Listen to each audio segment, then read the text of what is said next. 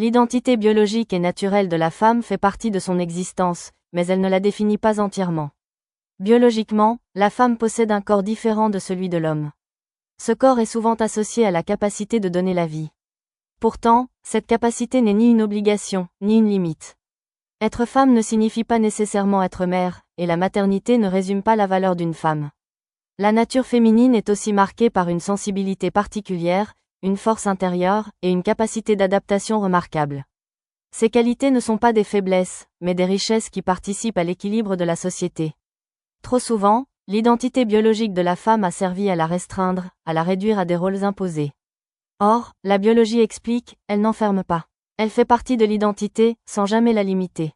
La femme est avant tout un être humain à part entière, doté de dignité, de raison et de liberté. Sa nature n'est pas une barrière, mais une composante de ce qu'elle est profondément. Reconnaître l'identité biologique et naturelle de la femme, c'est la respecter dans sa globalité, sans la réduire, sans l'opposer, et sans l'enfermer.